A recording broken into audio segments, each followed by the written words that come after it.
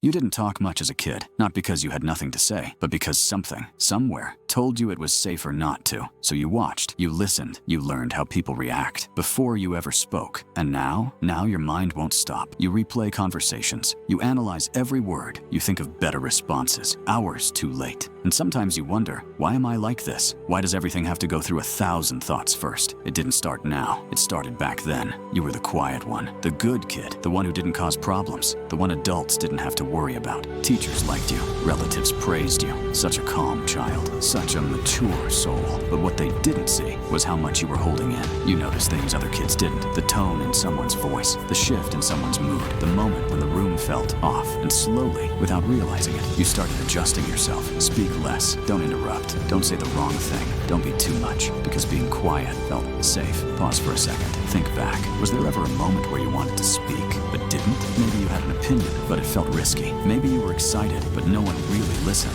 Or maybe you were misunderstood once, and that one moment was enough to make silence feel like protection. Here's the part most people don't talk about. Quiet kids don't just stay quiet. They learn to think instead of express. When you don't say things out loud, your mind becomes the only place those thoughts can go. So they stay there, and they grow, and they multiply. That's where overthinking begins, not from weakness, but from adaptation. Because when you were young, thinking was safer than speaking. If you thought things through enough, you could avoid embarrassment. If you analyzed people enough, you could avoid rejection. If you stayed one step ahead, you wouldn't get hurt. So your brain learned something powerful. Don't react, predict. And it got really good at it, too good. Now fast forward to your life today. Someone takes a little longer to reply, and your mind starts building stories. Did I say something wrong? Are they upset? Should I have said it differently? A simple conversation turns into a mental loop, again and again and again. Not because you're dramatic, but because your brain was trained to search for meaning in everything. You walk into a room, and you instantly read the energy. Who feels distant? Who feels warm? Who might judge you? You adjust your tone,